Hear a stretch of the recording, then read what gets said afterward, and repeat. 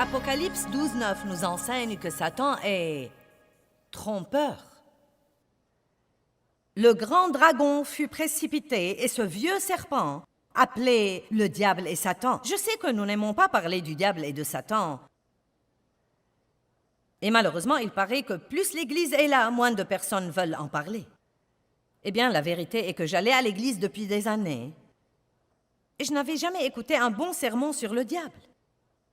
Je croyais que Satan était un caractère de la Toussaint, qui met un pyjama rouge et qu'il avait une longue queue et portait une fourche. Non mais vraiment, non mais je connaissais le diable, mais je ne me rendais vraiment pas compte qu'il était mon ennemi personnel et qu'il était décidé à détruire ma vie. Et nous devons savoir que le diable est bien vivant sur la planète Terre et que son but est de nous rendre malheureux, de nous détruire et de nous empêcher d'avancer. Mais j'ai de très bonnes nouvelles pour vous ce soir.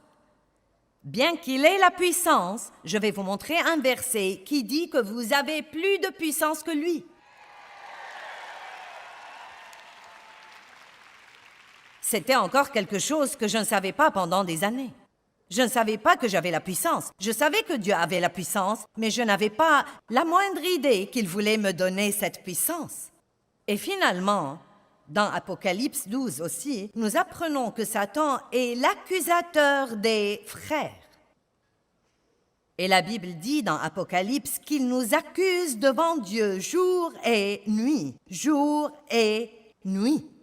Incroyable. L'accusateur des frères. Accusation. Tu n'as pas fait ça comme il faut. Tu n'as pas fait assez. Tu n'as pas prié assez longtemps.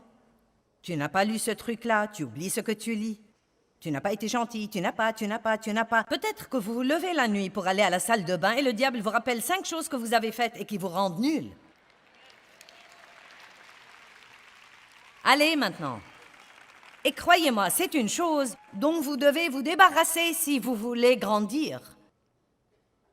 Elle vous empêche de grandir spirituellement. Si jamais vous voulez grandir et si jamais vous voulez jouir de la vie que Jésus est mort pour vous donner, et ce devrait être un de vos buts numéro 1, peut-être que vous vous dites « Eh bien, ça m'a l'air plutôt charnel d'avoir un but et de m'amuser. Jésus a dit « Je suis venu afin que vous ayez la vie et que vous en jouissiez et que vous l'ayez abondamment complètement jusqu'au débordement. »